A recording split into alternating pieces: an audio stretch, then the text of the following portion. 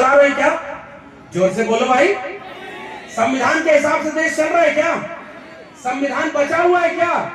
अब इसलिए संविधान खतरे में है कि नहीं, ये मैं सवाल आपसे पूछना चाहता हूं। ये गांव के लोगों, जरा इसको आसान भाषा में समझो। संविधान नहीं था तो जैसे खटिया पर बैठ नहीं सकते थे, संविधान नहीं था तो वोट नहीं डाल सकते थे। प्रजा की तरह थे भाई। ये जमींदार का खेत, ये सामंती का खेत है, जाओ उस खेत में तुम मजदूरी करो, दिन भर मजदूरी करो। अगर जमींदार के दिल में कुछ दर्द उठा तो तुमको 2 वक्त का खाना दे देगा, अगर नहीं मन किया तो वो भी नहीं देगा। और दिन भर दूसरे के खेत में मजदूरी करो, अनाज पैदा करो, और दूसरा भीख दे दे तो पेट भर के जिंदा रहो, ताकि अगली सुबह फिर उनमें मजदूरी करके चले जाओ। घर में कोई बेटा बेटी पैदा हो, उसको भी बेकारी करने के लिए लगा दो। संविधान आया तो उसने कहा, जो जमीन को जोते बोए वो जमीन का मालिक होए, और जो जमीन सरकारी है वो जमीन हमारी है। ये रास्ता खोलने का काम भारत के संविधान ने किया। बताओ, आज कोई बेकारी करा सकता है क्या आपके खेत में बुला करके? जरा बोलो अरवल के लोगों जोर से। बेकारी करा सकता है? अगर आज कोई कहे कि चलो दिन भर मेरे खेत में धान काटना है और वहां खुदाई करके वहां पर गेहूं बोने की तैयारी करना है और तुमको 2 वक्त का खाना दे देंगे, बताओ जाओगे? जो बहुत बेबस और लाचार होगा, हो सकता है वो चला जाए। जो थोड़ा भी सक्षम होगा वो कहेगा कि नाना अब तो अगर हम काम करेंगे तो उसकी मजदूरी लेंगे। ये दिया है भारत के संविधान ने आपको। इसलिए गांव-गांव इस बात को समझाना, तुम्हारी मेहनत से जो फल मिले, कल कोई और लूटता था, संविधान ने कहा कि जो हाथ से मेहनत करेगा उसका फल उसको मिलेगा। इसका रास्ता खोलने वाली किताब का नाम है संविधान। गांव के लोगों, इधर उधर की बात करने की बजाय सीधे मुद्दे की बात समझो। कल चौराहे पर कोई 2 थप्पड़ मार दे, आपकी जाति के नाम पर गाली दे मनाया है, ये संचालक महोदय पता नहीं क्या सोच करके एगो गाली का जिक्र भी कर दिए। अहिर गड़रिया कुर्मी चोर धर सारे का टंगरी तोड़। ये भोजपुरी समझ में आती है? जोर से बोलिए। समझ लेते हैं ना भोजपुरी? तो ये कहावत बनी थी गांव में, अहिर गड़रिया कुर्मी चोर धर सारे का टंगरी तोड़। समझ गए? ये बताओ, इस कहावत में सम्मान है कि अपमान है? जोर से बोलो भाई। सम्मान है। आपकी जाति का नाम है कि नहीं? जैसे 4 जातियां हैं, वैसे ही यहां जितने लोग बैठे हैं, मुझे नहीं लगता कि कोई जाति ऐसी होगी जिस पर कोई कहावत ऐसी न बनी हो जिससे उनका अपमान न किया जाता हो। बताओ गलत कह रहा हूं किसी? कौन सामने पड़ जाए तो जतरा बिगड़ जाता था? नाम लेके बताए? बताओ भाई, अब गंभीर बात होनी चाहिए इस मंच से कि नहीं? ये बताओ गांव के लोगों, जाति देख करके कहा जाता था कि नहीं कि फला जाति का आदमी अगर सामने पड़ जाए तो जतरा बिगड़ जाएगा, कोई भी काम करने जाओ तो बिगड़ जाएगा। किसकी जाति थी? कमेरा लोगों की। और अपमान करने के लिए गाली बना दी।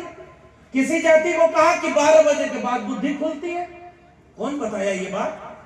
पुरखे इस बात को झेलते और बर्दाश्त करते रह गए। बताओ गलत कह रहा हूं कि सही कह रहा हूं? जातियों के नाम पर गाली बना दी गई और कुछ लोगों के नाम पर जी और साहब लगा करके बोला जाता था। बताओ, ये बंटवारा था कि नहीं?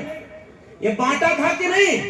इसलिए बांटने वाले समाज में जोड़ने का काम जिसने किया, उस किताब का नाम है भारत का संविधान। संविधान नहीं था तो जुटे नहीं थे, और संविधान आया है तब जाकर के हम बराबरी का समाज बनाए। तो बताओ, कोई चौराहे पर अगर आपको अपमानित कर दे आज, तो बताओ कहां जाओगे? पुलिस, जज बने, वकील बने, ये तमाम काम किसने रास्ता खोला? संविधान ने खोला कि नहीं खोला? उसके पहले कोई था क्या? उसके पहले वही राजा ने जो कह दिया, राजा बोला रात है, मंत्री बोला रात है, प्रजा बोली रात है, सुबह सुबह की बात है। ये सरकार चलती थी जब संविधान नहीं था। तो जिसकी लाठी उसकी सरकार, जिसके पास ताकत उसकी सरकार। बताओ गांव वालों, ये बात आप जानते हो कि नहीं कि आपके पुरखों ने लड़ाई लड़ी, तब जाकर के ये सम्मान मिला कि आज हिम्मत नहीं है।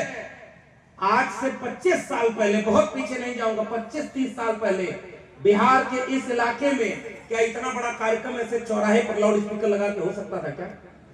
पुराने लोग बैठे हैं और संघर्ष करने वाले लोग बैठे हैं, ये माले के लोग बैठे हुए हैं, तमाम और पार्टियों और समाज के लोग बैठे होंगे, राजनीतिक दलों के लोग बैठे होंगे।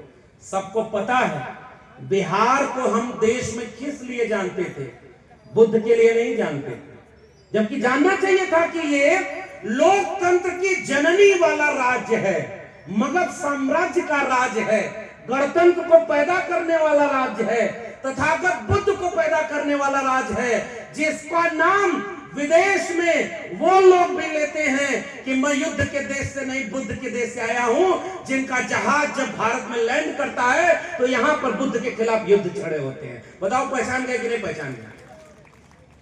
पहचाने किसकी बात कर रहा हूं? वो बेच रहे हैं भारत को, मैं चैन से कैसे सो जाऊं, वो लूट रहे हैं भारत को, खामोश में कैसे हो जाऊं, हाँ मैंने कसम उठाई है मैं देश नहीं बिकने दूंगा, सौगंध मुझे इस मिट्टी की मैं देश नहीं झुकने दूंगा। याद है कि नहीं?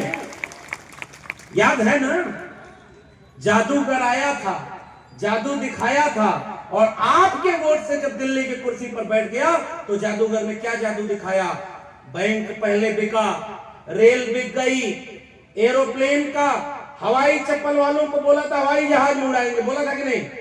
जोर से बोले, बोला था।